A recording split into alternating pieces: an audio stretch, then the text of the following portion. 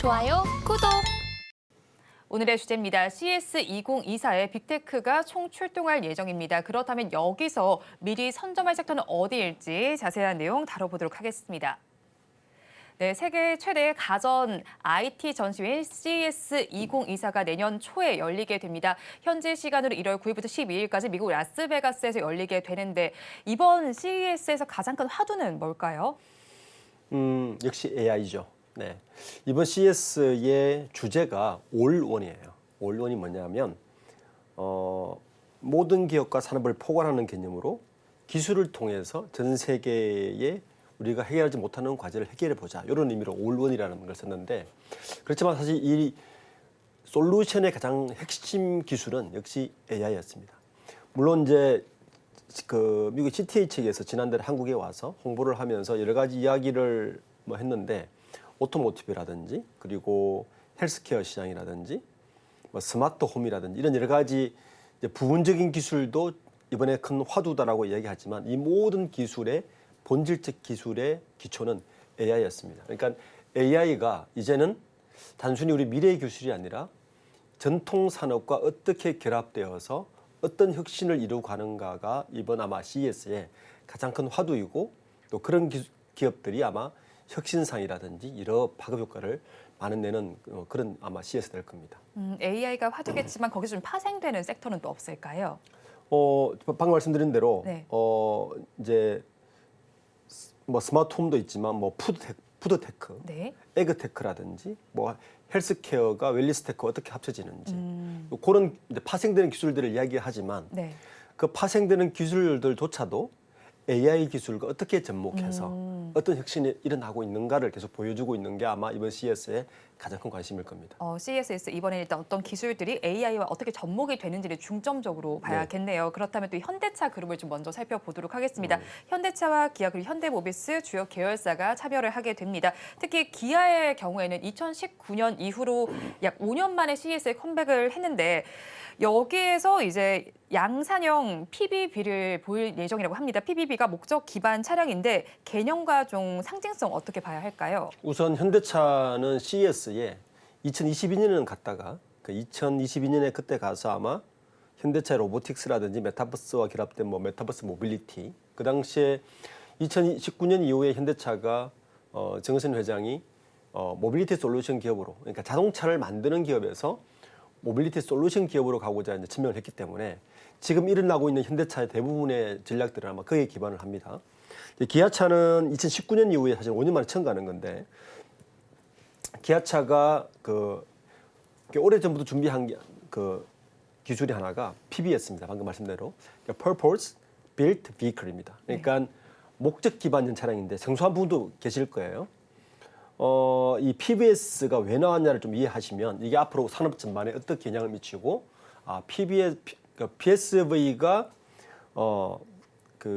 이제 PBV 거죠? 네. PBV가 확산되었을 때 어떤 종목이나 어떤 섹터에 좀 유망할 것인가를 좀 이해를 하셔야 되는데 우선 PBV는 보시면 보통 우리 자동차라 그러면 자동차는 기존의 자동차는 이동을 위해 우리가 개발을 됐는데 주로 목적이 뭐냐 하면 운전자를 중심으로 설계가 된 게 우리가 알고 있는 지금 우리가 타고 있는 자동차입니다. 네. 근데 이게 자율주행이 되면 운전자가 사라지잖아요. 그러면 설계 방식이 바뀌어요. 자동차라는 것이 굳이 누가 운전하는지보다는 어떤 목적으로 운행하는지로 목적이 바뀝니다. 자동차라는 게. 이렇게 되면 이런 고민을 하겠죠. 자율주행차가 되면 운전대를 놓은 사람들이 차 안에서 뭘 할까? 그런 고민이 되겠죠. 그래서 이 모빌리티 산업 자체가 이제 디바이스보다는 그 자동차 안에서 어떤 서비스를 할 것인가로 바뀌는 게 바로 PBV의 핵심이고 이렇게 되다 보니까 이 지금 자동차 산업이 이제 포화가 됐는데 이 기존 자동차 회사들이 디바이스에서 모빌리티 서비스로 계속 바뀌려고 하는 거예요. 그러다 보니까 이 PBV가 개발하고 있는 쪽이 되면 자동차가 만들어서 B2C 기업이었다가 B2B로 바뀌기 시작합니다. 그러면 이 기존 자동차 회사가 어디에 공급하느냐? 우브라든지 리프트라든지 카카오 모빌리티라든지 이런 쪽으로 거래선이 바뀌기 시작하는 거예요. 자율주행차와 비교가 되면 이렇게 되었을 때 자동차 시장은 지금과 전혀 다른 시장이 되는 거죠. 네. 그거를 준비하는 거고 그 모습이 어떻게 될 것인가를 보여주는 게 이번 기아차가 CES에서 보여주는 PBB는 이런 거야. 그러니까 PBB가 이루어지면 생활이 이렇게 바뀌어. 이런 것들을 보여주는데 아마 이 시장이 아주 먼 미래가 아니고 네. 굉장히 빨리 다가올 수 있다. 그리고 기존의 우버나 카카오 모빌리티라든지 이런 서비스 업체와 기존 자동차 회사가 어떤 식으로 결합되어서 어떻게 시너지를 낼 것인가를 보면 이 자동차 섹터에 투자하시는 분들은 투자의 관점과 포인트가 많이 바뀔 것이다. 이렇게 이제 보는 부분이 있을 거고 그게 아마 이번 CES에서 많은 팁을 줄 것입니다. CES에서 기아가 PBB와 관련된 부분을 나타낼 걸로 보이는데 이것이 아무래도 앞으로의 자동차 산업의 큰 변화를 예고할 것으로 보입니다. 그런 만큼 한번 집중해서 보시길 바라겠고요. 또 CES에 앞서서 삼성전자의 경우에는 모두 28개 CES 혁신상을 수상을 했습니다. 또 LG전자는 역대 가장 많은 33개 혁신상을 수상했다고 합니다. 그런데 이번 CES에서 삼성전자와 LG전자는 인공지능과 또 모빌리티 부분에서 대격돌이 예고가 되어 있는데 양사의 인공지능 사업은 현재 어떤 차별점을 가지고 있을까요? 삼성전자나 LG전자가 똑같은 AI를 하는데 플레이 방식은 다릅니다. 한마디로 이야기하면 삼성전자의 AI는 만들어진 AI를 개별 디바이스에 어떻게 접목시키는가에 초점이 맞춰져 있다면 LG전자의 디바이스 AI는 초거대 AI를 만들어서 자체 플랫폼을 만들어서 이걸 어떤 식으로 LG전자의 제품과 융합할 것인가에 좀 초점을 맞추는 게 가장 큰 차별인데 우선 삼성전자를 보면 가장 최근에 이제 반도체 시장에서 가장 각광받고 있는 게 온 디바이스 칩이죠. 네. AI 온 디바이스 칩인데 여기 이번에 공개를 할 것 같습니다. AI 인 가우스를 탑재한 AI 폰이 아마 공개될 것 같은데 이게 1차적으로 가장 관심 가는 대목이고요. 이게 이렇게 되면 삼성전자 반도체와 인간이 깊기 때문에 이 부분이 관심 가고 또 하나는 이 삼성전자도 에너지와 환경 지속 가능 쪽에 굉장히 신경을 쓰고 있는데 뭐 예를 들어서 미세 플라스틱 저감 필터라든지 요리 콘텐츠를 삼성푸드와 앱을 만들어서 어떻게 만든다든지 그리고 이제 반도체 쪽에서는 초광대역 솔루션이라고 UWP라고 하는 네. 엑시노스 커넥터 600이라는 요게 있는데 요게 오픈을 한단 말이에요. 그래서 전체적으로 보면 삼성전자는 AI 플랫폼을 개발하는 게 아니라 만들어진 AI 플랫폼 속에서 각각의 디바이스에 우리는 AI를 이렇게 접목하고 있어라고를 보여주는 게 큰 축이고 LG전자는 조금 반대입니다. 네. LG전자는 지금 LG그룹은 전사적으로 AI 플랫폼 개발을 하시고 있거든요. 그래서 이번 아마 CS 2024에서 LG전자가 만들어낸 AI 플랫폼 이런 거야 라고 아마 보여줄 것 같아요. 그게 그리고 현재 LG가 만들고 있는 여러 디바이스 어떻게 접목할 수 있어 라고 보여주는 게 가장 큰 거고 또 하나는 이 전장 사업에서 각 사가 좀 다른 행보를 보이고 있어서 이 부분도 굉장히 관심 가는 부분입니다. 네, LG전자와 삼성전자 모두가 AI를 다루고 있지만 좀 반대되는 양상이 펼쳐지고 있습니다. 그리고 LG전자의 경우에는 사실 모빌리티 부분을 살펴본다면 2020년에 이어서 또 2024년에도 콘셉트카를 공개할 예정입니다. 그렇다면 이 모빌리티 부분에서는 LG전자가 삼성전자를 앞서가고 있다고 판단을 해도 될까요? 전장 사업을 더 빨리 시작했고 네. 이미 전장 사업에서 연매출 10조가 가량을 내고 있기 때문에 확실히 빠르죠. 그리고 이번에 CES에서도 방금 말씀하신 것 같이 이제 LG가 만든 컨셉트카죠. 알파블이라고 하는데 이 컨셉트카를 자회사인 사이벌런과 함께 개발한 걸 이번에 오픈을 하거든요. 그래서 이게 아마 처음 선보여서 관심이 가고 LG전 그룹은 LG전자뿐만 아니라 LG이노텍도 이제 전장 사업에 같이 만들고 있기 때문에 LG이노텍도 이번 자율주행차 핵심 부품 이번에 공개할 거고요. 특히 이미 LG전자, LG그룹은 전장 사업에 뛰어든 지 올해가 딱 10년째 됩니다. 네. 그러니까 핵심 기술 중에서 이번에 또 언론을 통해서 공개한 것 중에 하나가 그 차량용 투명 안테나. 그러니까 우리가 알고 있는 선텐 같이 앞유리나 뒷유리에 붙이기만 하면 이게 스피커 역할도 하고 안테나 역할도 하고 그 송수신 기능도 할 수 있는 GPS 기능도 하고 이런 기능까지 붙여서 아마 LG전 그룹이 직접 자동차 완성차를 하기보다는 전장 사업에 들어가는 모든 것을 우리가 할 수가 있다는 걸 보여주는 아마 장이 될 것 같습니다. LG전자가 전장 사업에서 모든 걸 우리가 할 수 있다를 보여주는 장이 될 것이다라고 정리를 해주셨습니다. 그럼 이번에는 SK그룹 얘기를 좀 해보도록 하겠습니다. SK하이닉스와 SK이노베이션 7개 계열사가 참가를 하게 됩니다. SK그룹의 경우에는 탄소 감축 기술에 방점을 두고 있다고 하는데 넷제로 시대 속에서 SK그룹의 성장 모멘텀은 어떻게 진단하실까요? SK그룹은 작년에도 그렇고 올해도 지금 계속 이 탄소 배출 감소, 그러니까 넷제로에 굉장히 방점을 두고 있거든요.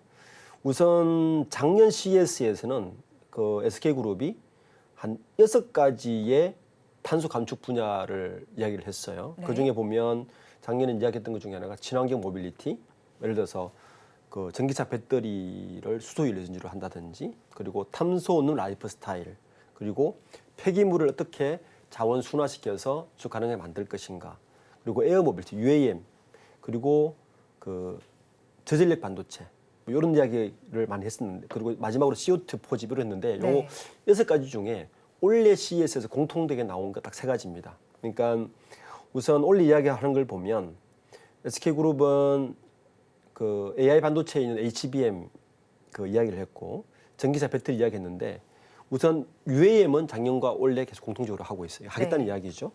그리고 수소라는 공통 분모도 작년에 이어서 올해도 계속 이야기하고 있고, 그리고 탄소 포집 저장 활용, 이게 CCUS라는 기술인데 이것도 계속 지속적으로 하고 있습니다. 그러니까 매년 넷제로라는 공통된 분모를 가져가고 있지만 기술은 조금 달라지는데 이 3가지 기술, 그러니까 UAM, 수소, 탄소 배출, 그 탄소 포집과 저장 활용은 계속 이어가고 있어서, 그렇다면 SK그룹이 향후에 그 넷제로를 하면서 지속하고 있는 거 이 3가지 정도는 지속한다고 볼 수가 있는 거죠. 그러면 SK그룹이 투자도 얘기하고 있다는 이야기고, SK그룹의 투자나 SK그룹 종목에 관심 있는 분들은 이 3가지 아이템은 계속 갈 것이라고 볼 수 있을 것 같습니다. 네, SK그룹과 관련해서는 UAM과 그리고 수소, 탄소 포집과 관련해 집중을 해보면 좋겠습니다. 그렇다면 SK그룹 내에서 탄소 감축 기술을 주도적으로 하는 계열사는 어딘지 궁금한데 최근 성과도 어떻게 나타나고 있을까요? 우선 SK이노베이션이죠. SK이노베이션이 그 직접 하는 것도 있지만 SK 요번에 혁신상을 받은 걸 보면 SK이노베이션이 지원하는 환경 소셜 벤처 기업 쉐코라고 해서, 여기가 보면 해상에 이제 누유가 발생했을 때 네. 사고로 이 회수를 어떻게 할 것인가에 대한 이런 데 투자를 하고 있고, SK 에코플랜트도 좀 눈에 보입니다. 이게 뭐냐면 피클이라고 해서 폐기물 솔루션을 현장과 같이 만들어서 뭐 하는 이런 솔루션이라든지, 이것처럼 이제 주로 폐기물 관련 쪽에서 성과나 좀 홍보를 많이 하고 있는 것 같고, 실질적으로 SK그룹 가장 많이 움직이는 건 SKM 배터리죠. 예, 그 정도인 것 같습니다. 네, 3가지 회사에 대해서 좀 짚어주셨고요. 그렇다면 이 밖에도 이제 이번 CES에서 예의주시할 기업이나 또 기술은 어떤 것들이 있을까요? 작년에 CES 2023에서 기조연설을 한 기업이 잔디어거든요. 그러니까 농기계 회사예요. 네. 그러니까 농기계 회사가 굉장히 오래된 그 산업이지 않습니까? 농업이란 산업이. 그러니까 농업이란 산업이 오래된 산업인데 거기에 우리가 이야기하는 AI 기술이 접목되었을 때 어떤 혁신이 일어나는가를 보여준 기업 잔디어를 기조연설을 세웠습니다. 이번 CES 2024에서 한국의 기조연설자로 뽑힌 기업은 HD 현대입니다. 건설기계 네. 라든지 조선 이쪽이지 않습니까? 네. 왜 뽑혔을까 생각해 보면 최근에 AI 혁신, 그러니까 CES 혁신이라고 생각하는 기업은 뭐냐 하면 우리가 알고 있는 올드한 산업, 아주 오래되고 전통적인 올드한 산업에 AI 기술을 붙였을 때 어떻게 혁신이 일어나는 것에 주로 관심을 가지고 있습니다.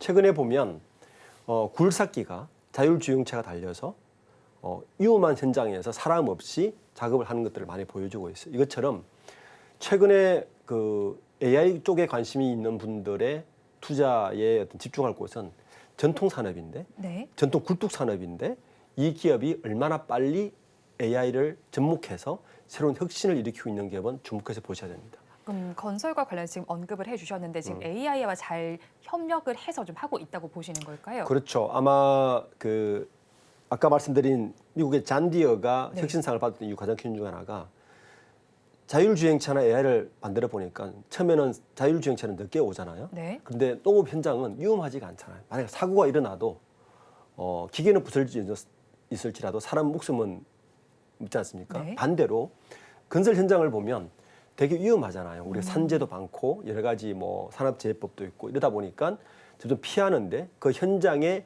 AI 기술과 자율주행 기술이 들어가서 위험한 것을 대체해 나가는 기술이 이루어진다면 굉장히 혁신이죠. 네. 이렇게 접목되고 있어서 아마 이 기술은 일반 자율주행차보다 훨씬 빨리 보급될 가능성이 있다.